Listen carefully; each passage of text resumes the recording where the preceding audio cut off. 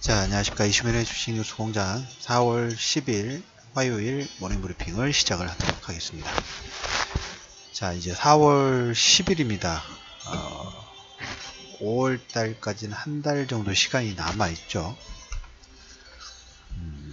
왜 이 얘기를 먼저 드리냐면 5월달은 일단 우리가 어제 마감 브리핑에서 GS 실적 관련된 내용 부분들이 확대가 되고 있다라는 얘기를 첫 번째 드렸고, 두 번째로 말씀드릴 부분은 미중 간 협상 카드가 서로 선 공격 부분들, 주도권을 잡기 위해서 여러가지 뭐 추가적으로 관세 부과하겠다, 여러가지 내용 부분들이 많이 오픈이 좀 됐죠. 자, 그러면서 이제 이 미중 간의 무역 분쟁 관련된 내용이 뭐 완전히 사라진 건 아닙니다만은 조금씩 옅어지고 있다라는 의미를 좀 드렸죠. 자, 거기에서 조금 더 이제 시장의 글로벌 시장의 초점 자체가 이제 중동 지역으로 점점 넓어지고 있습니다. 중동 지역으로 이전하고 있는 모습이죠. 무역 분쟁이 주요 이슈였다면 글로벌 매크로 부분에서 이 흐름 자체가 이제 중동 지역으로 이동을 좀 하고 있습니다. 최근에 시리아가 화학 무기 관련 공격 부분에서 약 100명 정도가 추정하는 사망이 있었죠. 자, 이 공격 부분들의 배후를 지금 서로 주장을 하고 있습니다만은 일단 가장 기본적으로 러시아하고 이란이 나오고 있어요. 자, 어제 러시아가 한 11% 정도 급락 부분들이 좀 진행이 됐죠. 그리고 그 공격 이후에 시리아 공군기지의 폭격 부분들이 진행이 됐어요. 하나의 단면을 보는 것 같아요. 시리아라는 곳이 그 대리전을 한다고 말씀을 드렸죠. 사우디하고 이란, 수니파, 시아파의 대리전. 여기에 이스라엘의 예루살렘의 인정 부분들 사우디아라비아가 빈살만이 미국 이동하면서 예루살렘을 인정할 수도 있다라는 취향 뉘앙스. 그러면 이스라엘과 사우디하고 손잡고 미국 이런 대결 구도에 이란과 러시아가 시리아에서 맞붙는 격 부분들이 좀 돼요. 시리아 위치가 상당히 중요한 역할 부분을 하기 때문에 여기를 누가 주도권을 잡느냐. 러시아 입장에서는 여기도 포기를 못하고 이란 입장에서도 지중해로 나가기 위해서는 이 지역 자체가 필요하기 때문에 반대로 사우디라든지 이스라엘 쪽에서는 또 이스라엘 입장에서는 시리아가 가깝고 또 지정학적 부분에서 위협을 가할 수 있는 그런 위치이기 때문에 서로 대리전 역할 부분들을 하고 있다고 말씀을 좀 드렸죠. MN하고도 비슷한 역할 부분이에요. 자, 그러면서 이제 서서히 미국도 여기에 지금 가담 부분들이 좀 되고 있는 모습들이 좀 보이고 있습니다.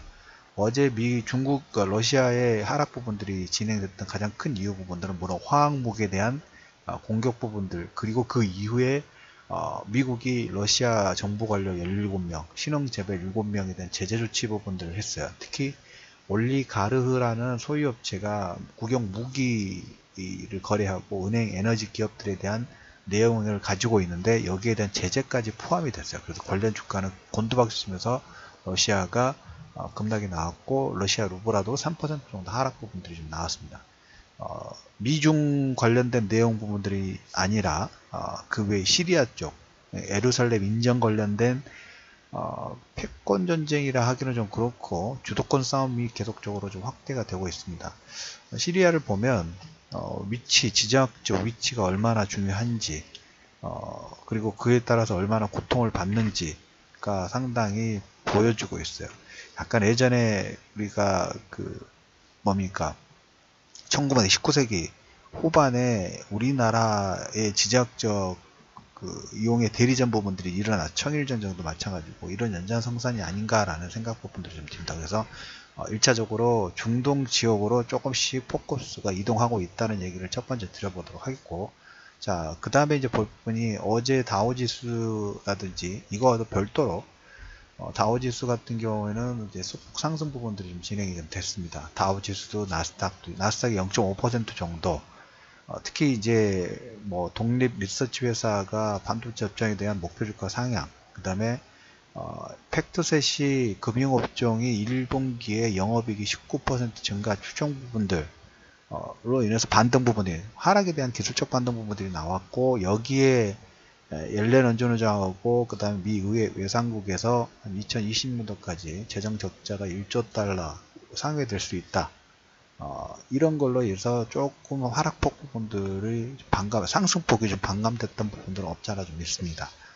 그런데 이제 하락에 따라서 기술적 반등 부분들이 나오기 시작했고, 유가는 조금 전에 말씀드렸던 지정학적 리스크로 인해서 63달러 WTI 기준으로, 브렌트도 68달러, 65하고 70달러 선 돌파가 상당히 좀 두텁죠. 저항대가 새로운 가격이 업그레이드가 되는 거기 때문에 상당히 두텁다는 얘기 좀 드려보도록 하겠고, 이런 우리는 무역 분쟁 관련된 부분들이 계속 확대가 되면서 미국은 지난해 LNG 수출량이 4배가 증가됐어요. 쑥 커졌습니다.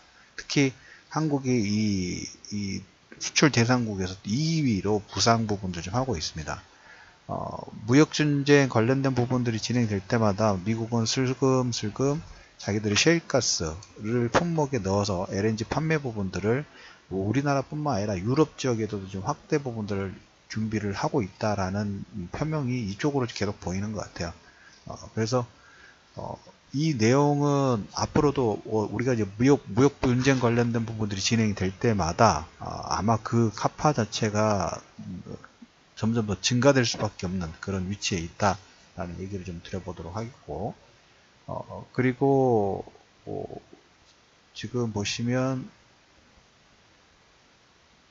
연준 의장의 재정적자 우려 표명, 뭐 이런 내용 부분들은 크게 영향을 주지 않은 것 같습니다. 어차피 지금 시장에서 이번 주 초반에 가장 중요한 내용 부분들은, 오늘을 4월 10일이니까 이제 그 시진핑 얘기가 나온다고 말씀을 드렸죠. 이 부분이에요. 무역 분쟁이 어떻게 해결구도 부분들 할 것인가, 아니면 대결구되고 확대가 될 것인가. 일단 시장 컨센서스 부분들 얘기를 좀 드렸었죠. 무역 분쟁보다는 중국에서는 다른 세력 부분들 좀 더 규합하고 자유무역 부분들을 표명을 하면서 약간 아시아 쪽에서 그 중국이 리딩하려고 하는 그런 정책 부분이라든지, 그 다음 향후 방향을 제시할 가능성 자체가 상당히 크다. 여기에서 매듭이 조금씩 미국과 중국의 무역 분쟁 관련된 부분들의 매듭이 풀릴 수 있다.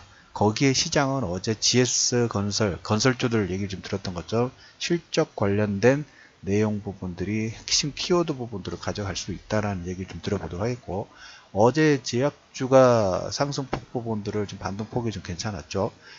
이번 주에 14일 날 미국 학회가 열립니다. AACR이라는 미국 학회가 열리는데, 여기에도 국산 신약 관련된 여러 가지 데이터를 가지고 있는 한미라든 유한 에서 데이터 발표 예정 부분들이 있다 보니까 약간 모멘텀도 있고, 그다음 신약에 대한 기대감 자체가 반영이 좀 되고 있죠. 그래서 뭐 모멘텀이든 아니면 실적이든 둘 중 하나만 키워드 부분들을 가져가면 종목군의 반등 부분들을 이끌어낼 수 있다라는 얘기를 좀 들어보도록 하겠습니다. 그래서 오늘 아침 키워드 부분들은, 러시아는 뭐 미국 제재 관련된 부분은 스페셜한 내용 부분들을 가지고 있죠. 점점 중동 지역에 대해서 예루살렘 민정 관련된, 그 다음에 이란 시아파, 수니파의 대결 구도가 조금씩 수면 아래에서 올라오고 있다라는 그런 측면 정도는 1차적으로 접근을 해두시면 될 것이다 라는 코멘트를 좀 드려보도록 하겠고, 그리고 시장의 키워드 부분들 우리나라 종목군에서 어제 GS그룹의 건설주 실적에 대한 관심 포인트 부분도 역시 커지고 있다라는 코멘트 드리면서 4월 10일 이슈맨의 주식 뉴스 공장 모닝 브리핑을 마무리하도록 하겠습니다.